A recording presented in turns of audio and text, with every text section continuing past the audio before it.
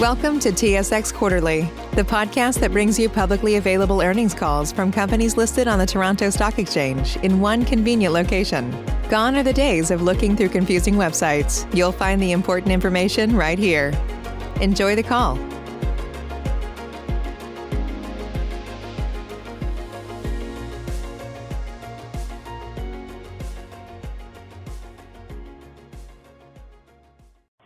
Good morning, ladies and gentlemen, and welcome to the Loblaw Companies Limited Third Quarter 2021 Earnings Conference Call. At this time, all lines are in listen-only mode, and following the presentation, we will conduct a question-and-answer session. If at any time during this call you require immediate assistance, please press star 0 for the operator. This call is being recorded on November 17, 2021. And I would now like to turn the conference call over to Mr. Roy MacDonald. Please go ahead, sir. Great. Thank you very much, Kelsey, and good morning, everybody. Welcome to the Loblaw Companies Limited Third Quarter 2021 Results Conference Call.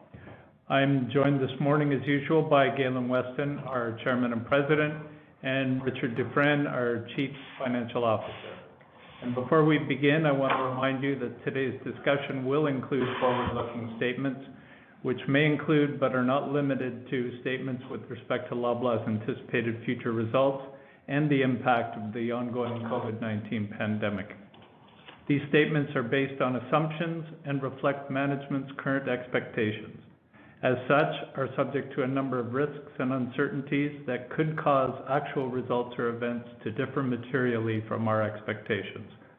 These risks and uncertainties are discussed in the company's materials filed with the Canadian securities regulators. Any forward-looking statements speak only as of the date they're made. The company disclaims any intention or obligation to update or revise any forward-looking statements, whether as a result of new information, future events, or otherwise, other than what's required by law. Also, certain non-GAAP financial measures may be discussed or referred to today, so please refer to our annual report and other materials filed with the Canadian securities regulators for a reconciliation of each of these measures to the most directly comparable GAAP financial measure. And with that, I will turn the call over to Richard. Thank you, Roy. Good morning, everyone. The performance of our third quarter continued the trends of the last quarter, characterized by a steady improvement across our businesses. Year-over-year comparable numbers do not tell the entire story, given the volatility caused by the pandemic. For that reason, using some 2-year average data points helps provide further insight into our operating performance. On a consolidated basis, revenue for the third quarter grew by 2.4% to over $16 billion. EBITDA increased by 10.3% to $1.67 billion, and earnings per share grew by 24% to $1.59 a share. On a 2-year basis, we saw average annualized growth in revenue of 4.7%, adjusted EBITDA growth of 6.2%, and adjusted earnings per share growth of 14.1%. These results exceeded our financial framework despite the more moderate sales growth. Our drug retail business delivered most of our sales growth in the quarter. Absolute sales increased 4.7%, reflecting strong RX and growth in all major front store categories, led by cosmetics and OTC. Same-store sales in drug retail increased by 4.4% in the third quarter, lapping strong third quarter growth of 6.1% last year. Front store same-store sales were better by 4.1%, while pharmacy same-store sales grew 4.8%, benefiting from a 270% growth in pharmacy services, which includes COVID vaccines, testing, and medication reviews. On a 2-year average, drug same-store sales have grown 5.3%, with front store at 3.3% and RX at 7.6%. In food retail, same-store sales improved as the quarter progressed, up 0.2%. Lapping a strong quarter, same-store sales benefited from continuing eat-at-home trends. Our pricing position remains strong, and we are pleased with our market share performance. Eat-at-home trends remain elevated despite the easing of restrictions. Compared to last year's results that were driven by extended lockdowns and few social events or celebrations, This year saw strong sales in the back-to-school season and for Thanksgiving. Halloween was also strong. More generally, entertaining at home is helping drive sales in food retail. On a 2-year average, food same-store sales reflected average growth of 3.6%. Traffic continued to improve in Q3 and is showing signs of beginning to normalize to pre-pandemic levels. We are paying a lot of attention to cost inflation. In midsummer, inflation materialized in both fresh and grocery. In produce, prices have remained more or less flat to down as we've been sourcing locally and in the U.S. Meat prices have gone up but have stabilized recently. Grocery remains the area with the most activity. The number and size of cost increases requested by vendors has been elevated since the summer.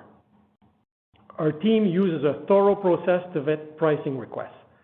We work hard to negotiate those increases down so that we offer our customers the best value.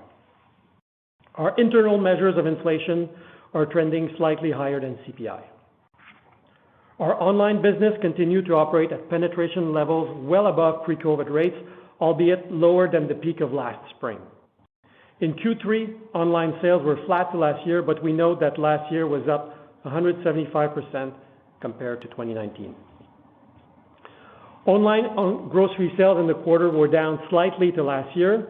Online pharmacy continued to grow nicely and covered the slight gap generated by food. Within grocery, we have a strong and loyal base of online customers, but as lockdowns eased, some customers shifted back to in-store shopping. Online is here to stay.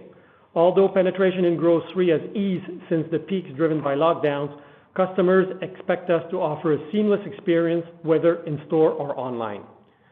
We are confident that online will play an important part in the future of our business. Speed and convenience are the way to win, and I'm confident that over time we'll be able to improve the profitability gap as technology and new way of doing things will reduce the cost structure of this channel. Retail gross margin in Q3 was 30.7%, up 140 basis points compared to last year. Improved merchandising initiatives and traction using our data are key drivers of our margin improvement in food retail. Drug retail margins benefited from improved mix, higher pharmacy services, and a slow return of acute prescription volumes. Pharmacy service growth is driving both margin and SG&A. This category has a high labor component that increases SG&A, but its contribution is in line with the overall EBITDA pharmacy margin. Gross margin in our front of store business also improved with a steady recovery in higher margin categories such as beauty and OTC that were negatively affected by COVID lockdowns. Anchoring to 2019, we have recovered from the challenges of last year. Gross margins have improved by 80 basis points with similar improvements in both our food and drug business.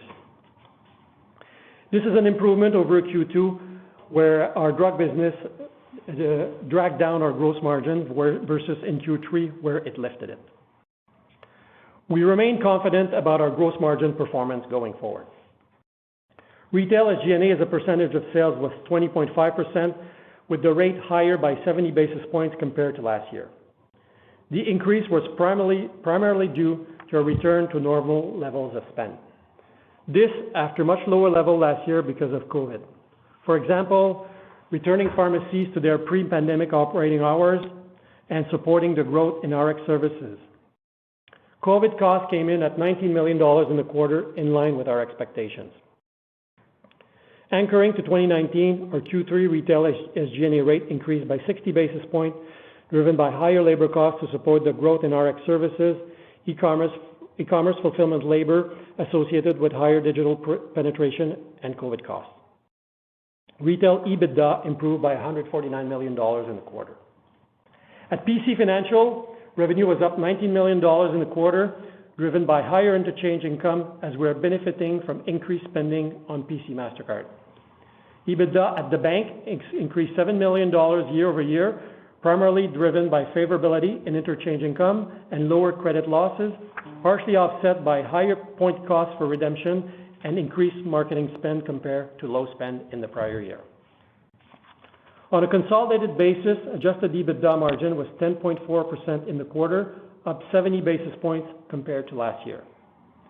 In the quarter, IFRS net earnings available to common shareholders were $500 million, up 17.6%, and fully diluted earnings per share were $1.59. Consolidated free cash flow was $455 million in the quarter, but retail free cash flow was $498 million in the quarter. In Q3, we repurchased $300 million worth of common shares for a total of $1 billion year to date. So far, we have repurchased 13.6 million common shares. Today, we announced some details regarding our store network optimization initiative. We have reviewed our network of stores and have finalized plans to address approximately 20 of our most unprofitable stores. In almost all cases, this involves reformatting the store to better serve the local market. Most of these stores will convert to our discount banners. Some will be downsized, but only 3 will be closed.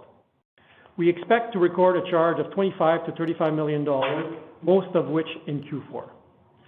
These projects should substantially be completed by the end of next year. We expect to realize approximately $25 million in annualized EBITDA run rate once these projects are completed. We are pleased with our financial performance in the third quarter and year to date. As we approach year end, we have updated our outlook for 2021. We expect EPS for the full year to be up in the low to mid 30% range, excluding the impact of the 53rd week of 2020 and charges associated with our new network optimization initiative.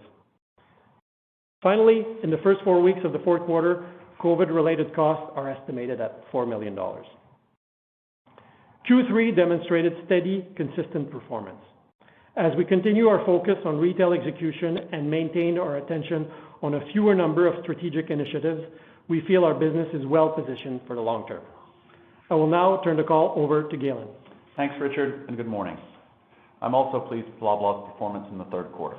Sales remained strong while we delivered continued gross margin improvement in both our food and drug businesses. And as we look through the volatility of COVID and consider our results on a 2-year basis, the company exceeded its financial framework. With each of our key metrics pointing in the right direction, it's clear that the underlying health of the business, combined with our focus on retail excellence, have positioned us well as the country emerges from the pandemic. This steady return to a new normal is showing up in many ways.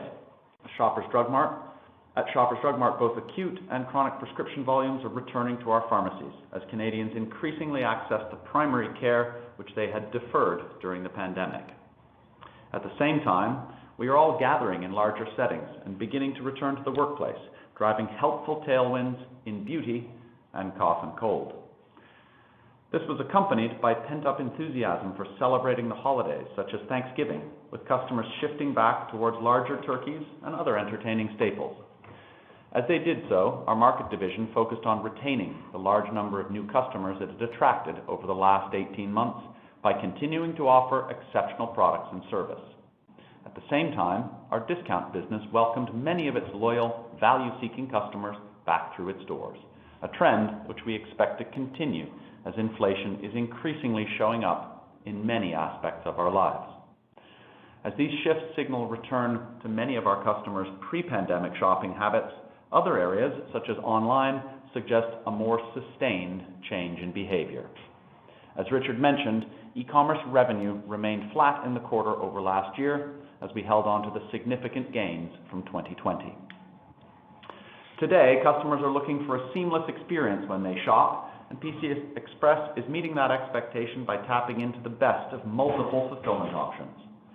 We continue to improve the efficiency and accuracy of our in-store picking processes and are also adding new manual micro-fulfillment centers where it makes sense.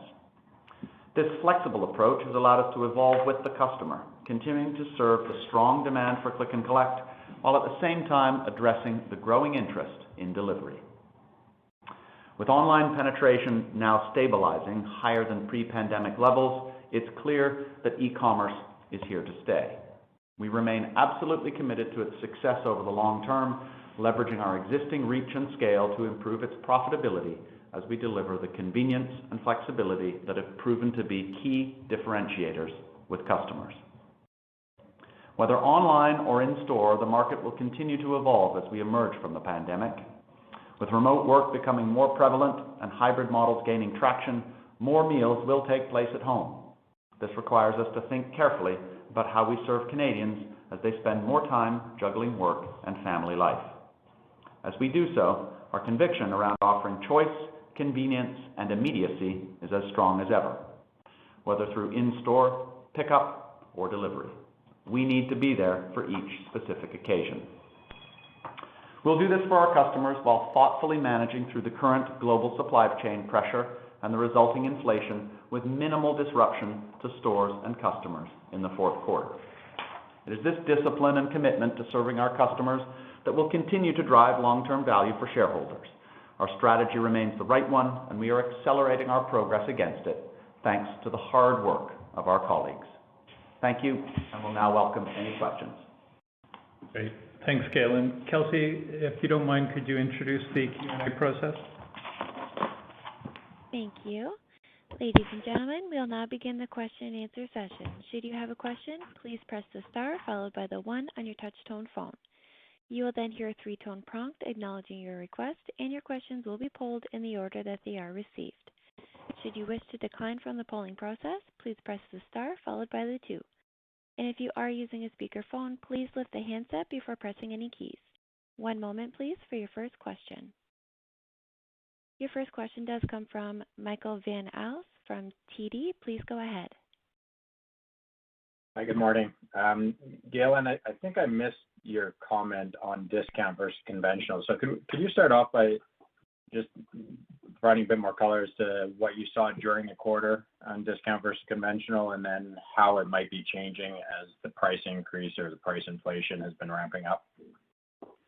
Yeah, absolutely. So a return of strength to the discount business, but we haven't returned all the way to the pre-pandemic normal in terms of mix. And as I mentioned in my remarks, our market division has done a terrific job holding on to a substantial portion of those sales gains that it picked up, during COVID.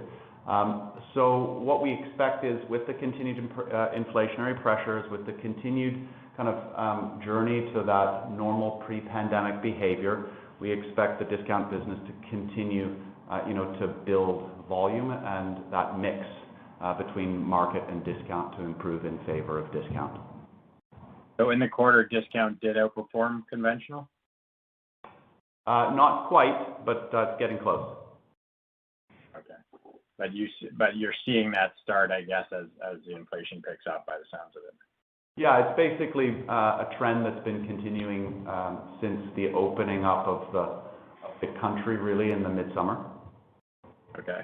Now, is there any reason for you to believe that, we might not go back fully to the pre-pandemic ways or the pre-pandemic mix of discount versus conventional? And if so, does it make you rethink already your, the optimization, converting 20 stores or up to 20 stores from conventional to discount?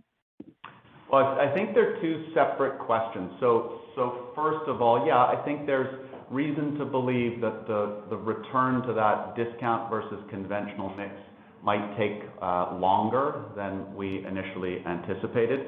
Our market division invested in price, as you know, during COVID, narrowing that price gap differentiation between discount and market. And, we are, we're hoping to hang on to as much of that business as we can. It's a good channel for us. And so, park that and sort of, question, yes, we'll try and hold on to as much market business as we can. The 20 stores that we're converting are very specific markets, locations, with very specific business cases that are completely disconnected from that macro trend. So no, we will not rethink those conversions. Okay. And you also mentioned that you were pleased with your market share, but does that mean that it was flat, up, down less, or up? It was good.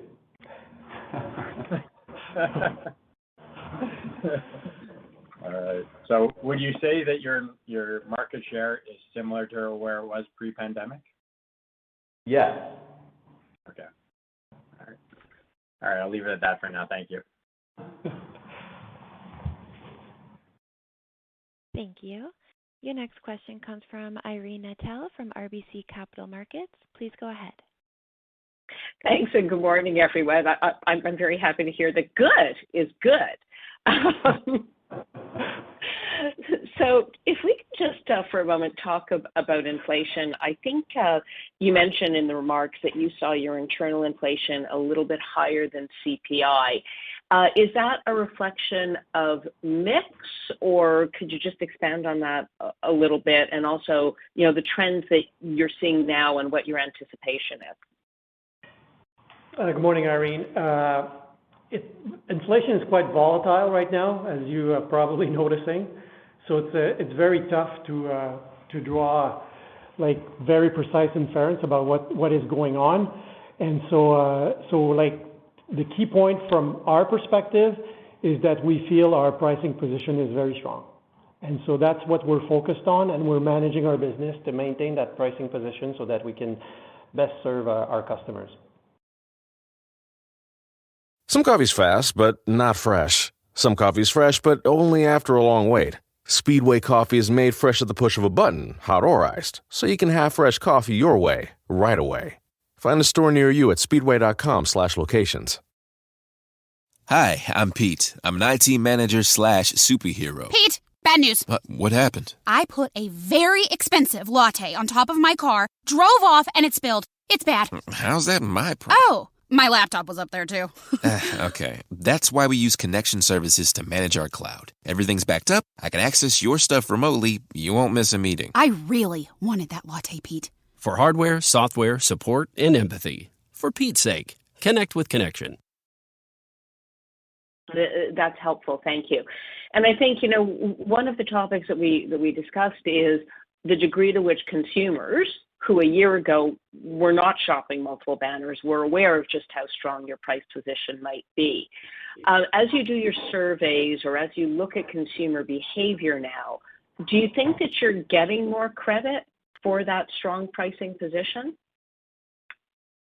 Yeah, I think there's two things going on, and as we've talked about, we made a series of ambitious price investments through COVID, but there were a whole lot of them, which were probably not not quite right. Over-investing, let's say, in certain areas where we weren't getting the credit, and where perhaps it wasn't going to translate into sales growth as we emerged from the pandemic. So, that focus on retail excellence, has included looking with a lot of detail and precision into those investments and making adjustments, where appropriate. In other words, raising prices on certain items where we felt we're not getting credit. And that's part of what's been going on, when you look at our, performance relative to CPI inflation. It's partly that set of adjustments. And Richard's point is a really critical one, which is when we look at that on a macro basis, we're really pleased with our continued price position relative to our competitors, and also very pleased with the market share performance that we've seen, really over the last 6 months. That's really helpful. Thank you. And just continuing on the subject of retail excellence, certainly the gross margin gains, impressive, you're doing a good job on the cost side. If we look at it sort of from 0 to 100 or innings or however you want to think about it, where do you think we are on this journey, and how much more do you think is in the tank? We're beginning. Okay, we've just been back, the three of us, for 6 months. So we're working hard to get this going more, and stay tuned. Okay, and then just one final one, if I might, on Shoppers. If we look at both RX and front of store, how close are we to where we would have been pre-pandemic? And what are you seeing the trends look like in Q4, particularly early vaccination and, and the rest? we're recovering, but we're not fully recovered yet. I think we've got ways to go, and it's tough to predict. Like we're seeing it happen the same time as you. But we still have ways to go. But we like the trajectory we're on right now. And obviously, all pharmacy services have grown significantly, especially since the summer, and so that's helping. And we're awaiting what else is going to come out over the coming months on that front also. That's great. Thank you. Thank you. Your next question comes from Mark Petrie from CIBC Capital Markets. Please go ahead. Yeah, good morning. Just with regards to your renewed efforts on discipline and execution, I appreciate that this cuts across most aspects of the operations, be it sort of supply chain, procurement, shrink, et cetera. But can you just discuss where you think you've made the most progress so far and what areas present the greatest opportunity for next year? Yeah, so maybe start with a more disciplined approach to pricing and promotion. So feeling really confident about that. As Richard touched on, you've heard we've done a full network review in terms of the performance of our assets, and we've made a series of decisive choices around banner conversions, and you're seeing, we call it the first wave of that. It's worth noting that in that entire review, we're only closing 3 stores, which I think is a vote of confidence in the robustness of our network. The procurement is always an important area of opportunity for us, and we're going to continue to work hard on that, especially in the context of this inflationary pressure. Really trying to make sure that we're taking the cost increases that are justified, but that we're not doing it if they're unjustified or in a way that is detrimental to the customer experience. Yeah, and Mark, I would add one more thing is we're getting better at using data, and it's starting to make a difference. So it's translating in more effective promotional strategy that are driving both sales and margin. So that's probably something that we've noticed that made a difference over the last 6 months. Okay, helpful. And Galen, you mentioned this is sort of phase 1 of a network review. What would further reviews potentially entail? Is that mostly additional conversions or sort of adjusting footprint, or what would that look like? Yeah, I mean it's nothing super fancy. It's the usual stuff, making sure that we have the right format in the right location, making sure that we're understanding areas to add new square footage. I think we mentioned in the last quarter that we are looking at opportunities to put new stores in markets where we have low penetration and they have strong population growth. So it's that, a lot more attention to be paid to the physical fleet, as part of the way that we allocate capital across the business. But think about it all as, enhancements and optimizations as opposed to, a substantial shift in strategy. Understood. And when it comes to the earnings growth framework, obviously you've outperformed materially this year, lapping a weaker 2020. But even on a 2-year basis, it's still, well above the sort of 8 to 10% range you've discussed previously. So I guess first question, do you attribute that more to sort of your retail excellence efforts or to the higher consumer demand that sort of stemmed from the pandemic? And then second, assuming that consumers continue to sort of slowly shift back to sort of pre-pandemic levels of demand, do you think you can exceed that range again in 2022, driven by your optimization efforts? Yeah, so let me start, and then I'll ask Richard just to comment on our outlook, and I'm sure you know what he's going to say. I think we've been fairly transparent about what we felt was underperformance, particularly in the earnings range in the business in 2020. And so, what are we doing in 2021 we're sort of bringing that sort of performance level back into balance. And with sales growth rates, well above normal, we should expect a retail grocery business to deliver earnings results that are well above normal. And that's, I think, a reflection of what you're seeing, and the 2-year numbers, I think, are indicative of us, starting to perform at a level that's commensurate with what is appropriate for the business. In terms of, the long-term trajectory for business performance, we have affirmed our commitment to our financial framework, and that, I think, is the right way to think about it. Richard, I don't know if you want to comment on 2023. No, I'm not going to comment on 2022. We'll give you some perspective on that next time we meet. But we gave you an update on Q4, and so we feel good about that outlook. Okay, appreciate all the comments and all the best.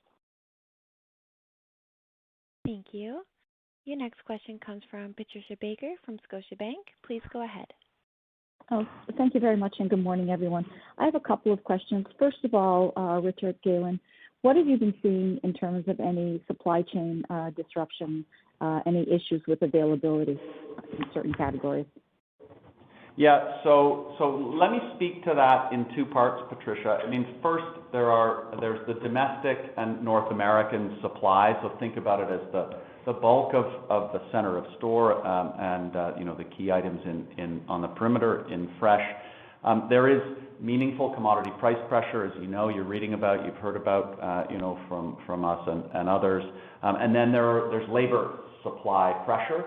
Those 2 things are making it are creating substantial challenges for our manufacturing base, for our vendors. That is putting pressure on availability, particularly around what we would call the peripheral SKUs. So, kind of secondary sizes, secondary flavors, and what you see is the manufacturers consolidating their production into their highest volume SKUs and putting those secondary SKUs on allocation.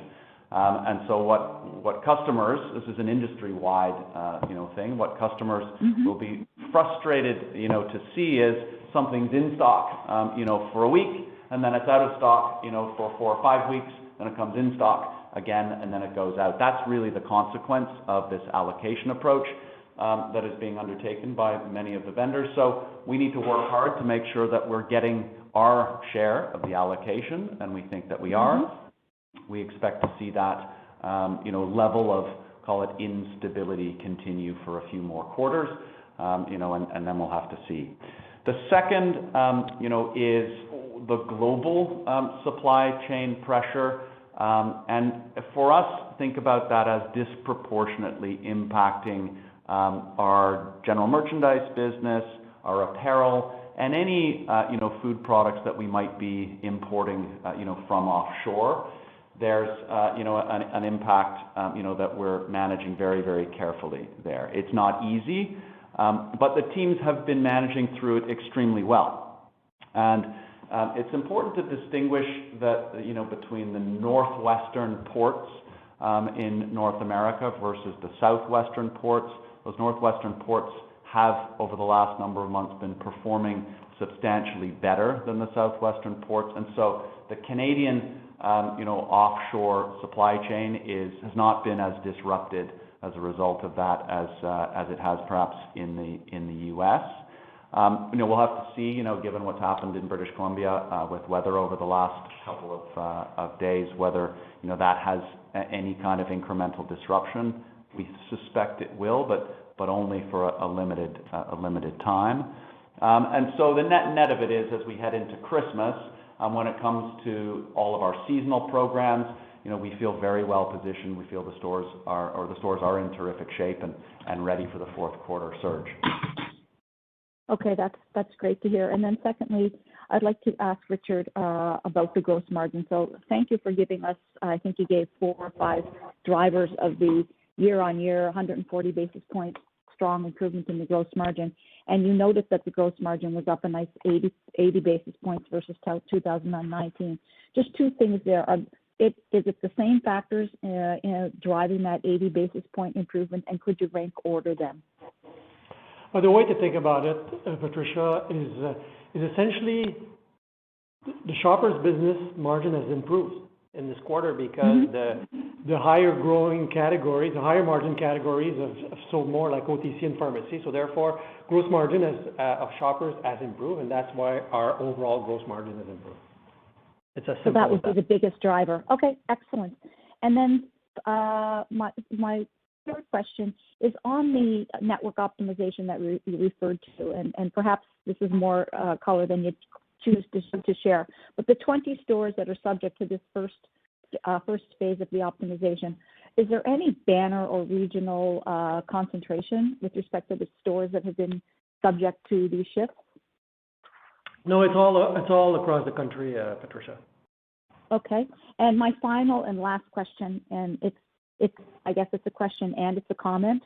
So you indicated that your basket inflation was slightly ahead of CPI, and some quarters you'll tease us with a number, and some quarters you won't. So just curious why we're back to the nuanced verbiage as opposed to actually giving us the inflation number. No, I think when we were looking at all the inflation metrics we track, it was very hard to draw anything from it because it's been so volatile. So we thought it'd be a more accurate description of what's going on to just talk to it. Okay. Which CPI number are you talking about then, Richard? Are you talking about CPI food at home, or are you talking about a broader CPI number? Yeah, we look at CPI food, but we have our own internal metrics. We look at Nielsen, we look at a bunch of metrics, and so those are the ones we focus on. Okay, thank you. Thank you. Your next question comes from Kenric Tyghe from ATB Capital Markets. Please go ahead. Thank you, and good morning. Galen, you touched on the trade down in response to inflation from market to discount, which is typical in a sort of the first wave response by consumers. But could you speak to, just in the context of your loyalty journey, on the potential sort of substitution in that second wave within stores and within each specific channel, and how well positioned you think you are and will be should the spike in inflation prove both protracted and as pronounced as it's looking, relative to where you've been in the past? Yeah, I mean, it is a tricky time, and Richard's touched on it as well. You've got two things happening. You have this end of COVID, which is we're coming out of it, let's just say, more slowly than we anticipated a couple of quarters ago, and that means that customers are spending more money in stores. They're returning to discount at a slightly slower pace, than we expected. All of that, we've tried to talk to.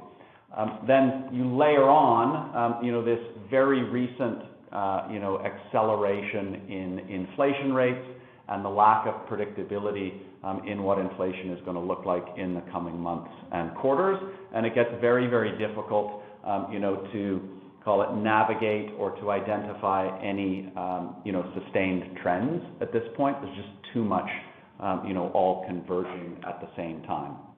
Having said that, we have seen a return to promotional sensitivity of significance.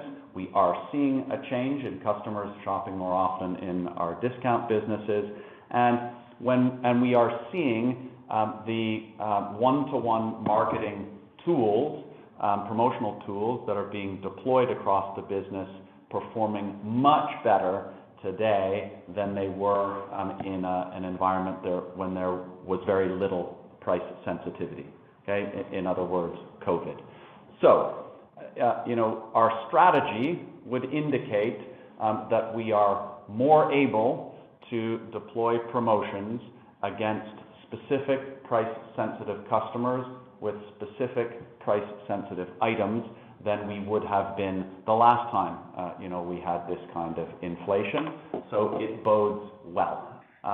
But we don't have any meaningful underlying data, at this point that we can build that case on. Great, Keller. Thanks, Galen. Just one more for me quickly.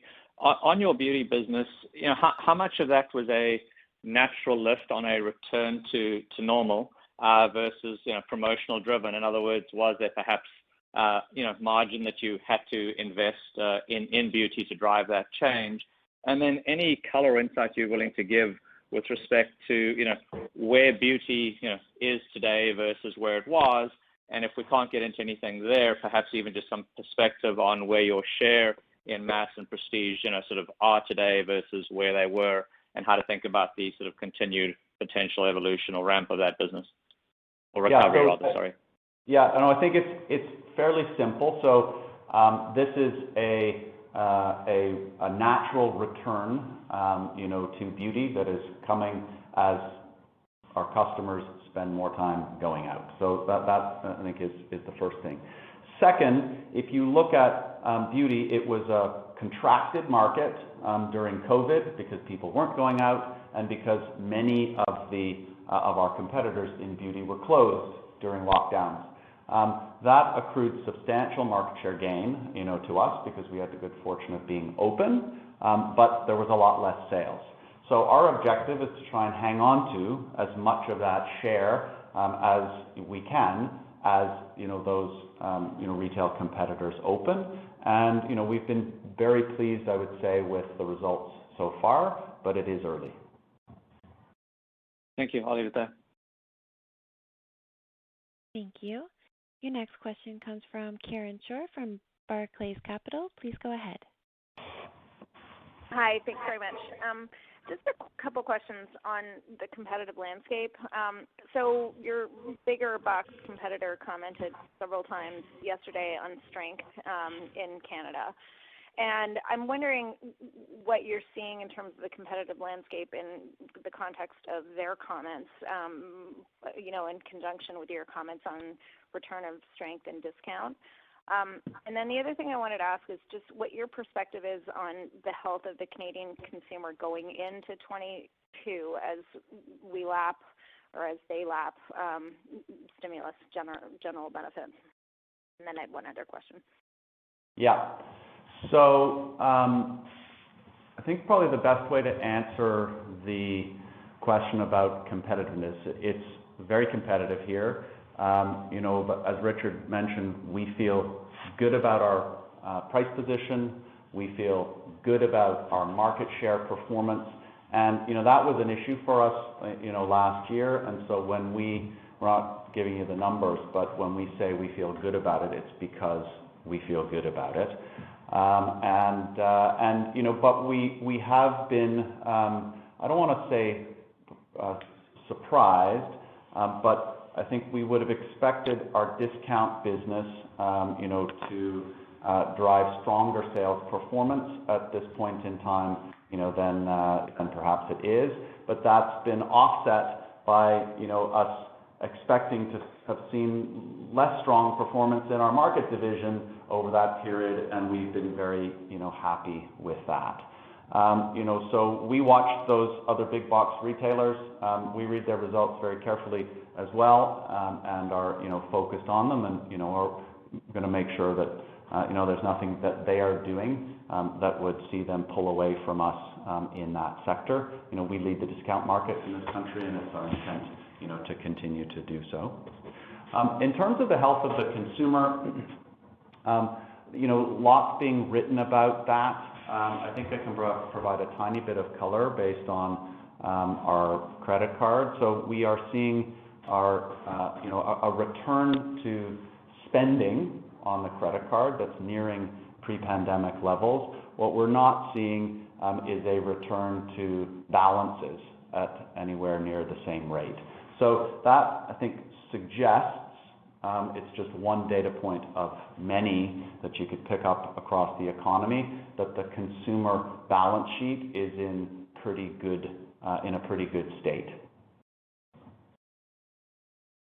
Okay, that's helpful. And then just in terms of the Ontario minimum wage announcement, obviously the last time this happened, it was a big problem for all retailers, and it resulted in significant margin erosion. Maybe just a little context on how you're viewing the most recent announcement on minimum wage.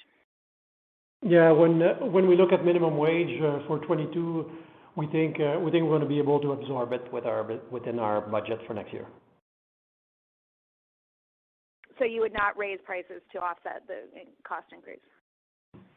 It's definitely not as significant as what we felt a few years back. So therefore, we think we're going to be able to just absorb it and be able to focus on delivering our financial framework. Okay, thank you. Thank you. Your next question comes from Peter Sklar from BMO Capital. Please go ahead. Good morning. I have a couple of questions about online.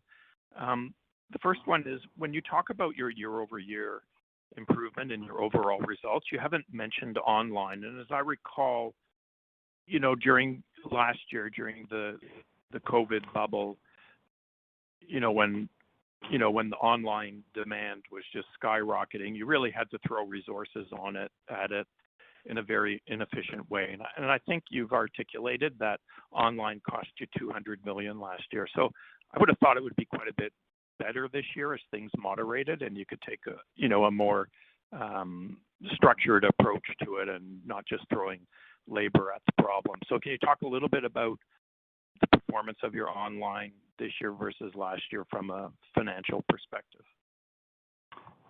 Yeah, from a starting point, I think we both mentioned that e-commerce volume was essentially flat, or was flat really in the quarter versus last year.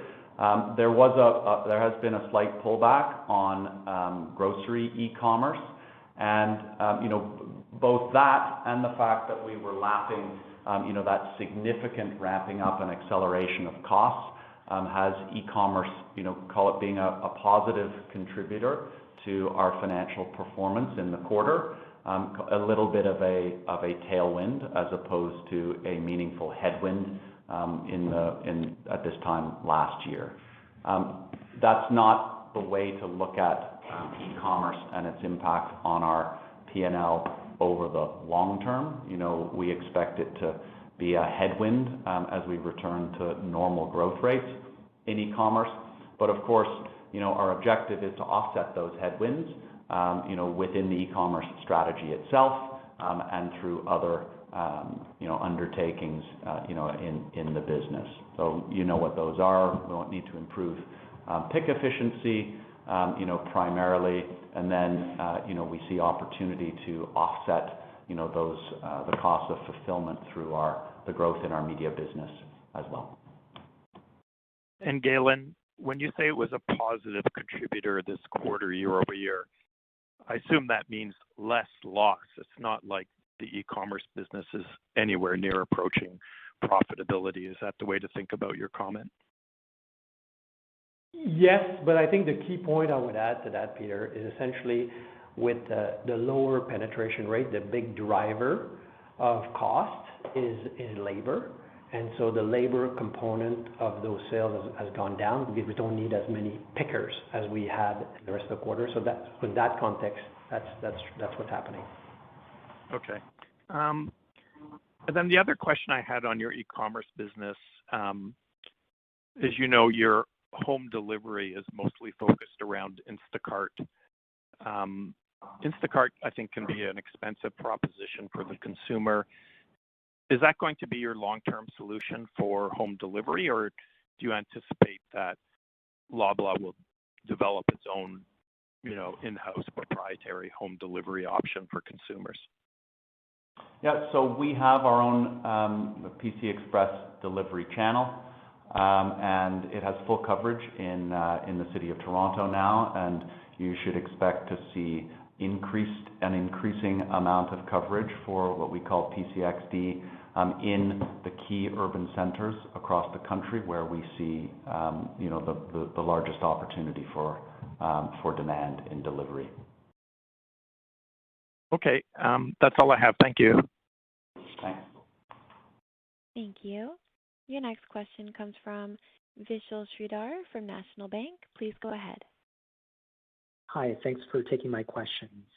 In light of your announcements on network optimization and commentary on future network optimization, wondering if you could give us perspective on real estate growth for the year ahead. if that's going to if that's going to go positive, or should we expect a flash to negative year? Well, as we've said, Vishal, essentially the way to think about this is we focused on our 20 most unprofitable stores. So as we deal with those stores, we're going to deal with this unprofitability and actually turn it into a profitable initiative. And once it's all said and done, we expect a $25 million EBITDA improvement to our business. Sure. Is there any way that we should think about real estate growth and your aspirations to expand your network and grow stores, particularly in light of strong demand? Yes. As we said last quarter, opening new stores is going to be part of our strategy, but to build a pipeline of new stores takes time. So that's you're probably going to see more, I guess, traction of that initiative 18 to 24 months down the road. Okay. I just want to switch gears back to e-commerce, if that's okay. Obviously, e-commerce and grocery, it's relatively nascent at this point. Wondering if you can comment on customer satisfaction associated with e-commerce. Is it trending favorably, and is it at a level of performance which you deem to be appropriate? So yes and yes. So our focus in 2021 has been really improving the fundamental value proposition of our existing e-commerce offer. And we've seen substantial improvements in the key areas that we've been targeting, over the last 6 months. That includes reducing wait times. It includes, pick accuracy, pick efficiency, making sure that people are getting everything that they ordered, all of which has been trending substantially in the right direction. And we're very happy with our NPS and customer SAT scores for our e-commerce business at this moment. But we always want it to be better. And, we continue to see opportunities, and we are continuing to deploy technology enhancements and solutions to drive that NPS up. The second focus, and call it the last, few months and the last quarter and a half of the year, has been on, standing up the delivery channel that pairs very nicely, with PCX in-store pickup. And we've been really happy with the trajectory of that business too. It's call it running slightly behind from an NPS perspective, but we're comfortable that we'll get that into the right place in short order as well. Okay. And I think in the prepared remarks, I heard management comment that they're planning to open new manual pick fulfillment centers. I was surprised at the option for the manual pick. So maybe you can provide some color on that. Why not an automated pick fulfillment center, given that labor is the most the highest cost? And can you, I presume one of the highest costs, and can you also give us commentary on if you have line of sight of technologies that will reduce costs in the future? Yeah, so I think we have talked a little bit about this in previous quarters. So absolutely, pick efficiency is one of the big drivers to improve economics. There are multiple ways, to improve pick efficiency, and we are pursuing them all. One of them is standing up dedicated, call it dark store facilities, that can get our pick efficiency items per hour, well up into the kind of the 200 level. And manual facilities are much quicker to build, and so that's where we're focused at the moment. We have an automated facility. We're in partnership with a company called Takeoff. We're still learning, to understand the best ways to optimize that facility. We don't yet think that manual or that automated fulfillment in micro fulfillment centers is quite ready, for prime time. So you're not going to see us announce, a wave of robot facilities, going out in the next, number of months. But we are certain that technology will, come right at some point. And, we are very, very close to that technology, and we'll deploy it when we're confident about its effectiveness. Thanks for the color. Thank you. Your next question comes from Chris Lee from Desjardins. Please go ahead. Hi, good morning. Just first question is, for the $3 billion of e-commerce sales that you're on track to achieve this year, just wondering if you can share with us sort of the breakdown between grocery and non-grocery. We'll share that with you when we finish the year. Okay, that's fair. And another one just on e-commerce, maybe on Loblaw Media. Just wondering, how long would it take before it becomes a more meaningful contributor that will help you start offset some of the online fulfillment costs? Yeah, think about it as moving forward on a very satisfactory trajectory, and that means growing fast but still not small. Growing fast but still small, and an expectation that it'll be a big contributor. I'm not going to say exactly when, but certainly over the next couple of years. Okay, that's helpful. And maybe just a few quick ones on capital allocation. First one, do you expect the level of CapEx for next year to be similar to this year? Yeah, right now, yes. Okay. And then in terms of share buyback, you guys have been very consistent, buying back, I think, roughly about $1 billion worth of shares every year in the last few years. Again, do you expect a similar level for next year? Yes. And then just in terms of M&A opportunities, are there any attractive ones that might be appealing to you? Nothing of scale. We're always looking at opportunities if they become available, and but right now, nothing on the radar. Okay, and this last one is, I know you guys publish a return on invested capital number every quarter. Just wondering, I'm sure you have a target internally. Are you willing to kind of share with us what you sort of a long-term sustainable ROIC target would be? Yeah, we'll share that with you when we come back with our outlook for 2022. Okay, great. And all the best in the holiday season. Thanks. Thank you.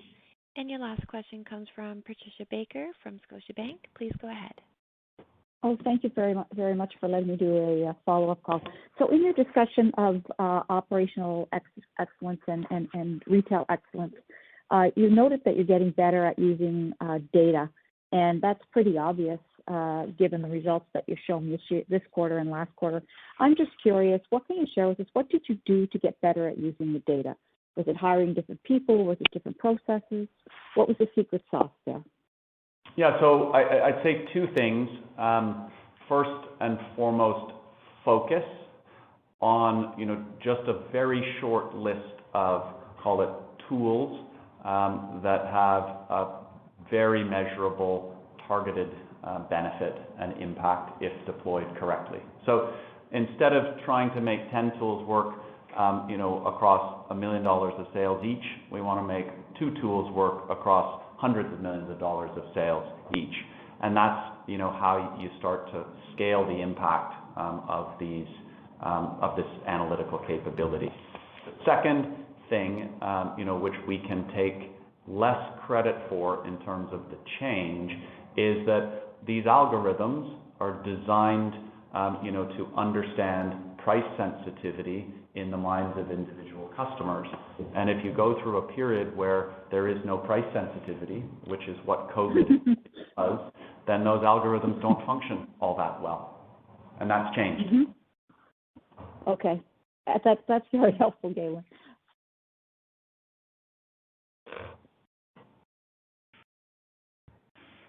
There are no further questions at this time. You may please proceed. Great. Thank you very much. Thanks everybody for your time this morning. If you have any follow-up questions, drop me an email or give me a call. And circle your calendars for February 24th when we'll be back online to talk about our Q4 and full year 21 operating results. Thanks and have a great day. Ladies and gentlemen, this concludes your conference call for today. We thank you very much for participating and ask that you please disconnect your lines. Hi, I'm Pete. I'm an IT manager / superhero. Pete, bad news. What happened? I put a very expensive latte on top of my car, drove off, and it spilled. It's bad. How's that my problem? Oh, my laptop was up there too. Okay, that's why we use connection services to manage our cloud. Everything's backed up. I can access your stuff remotely. You won't miss a meeting. I really wanted that latte, Pete. For hardware, software, support, and empathy. For Pete's sake, connect with Connection.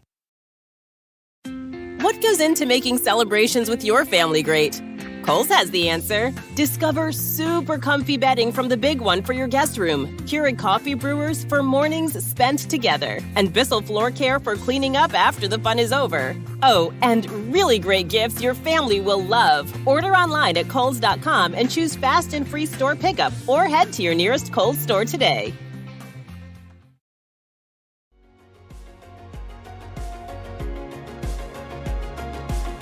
Thank you for listening to TSX Quarterly. If you enjoyed the cast, remember to leave a good rating. And remember, for any additional inquiries, please consult the company's investor relations section on their website. See you next time.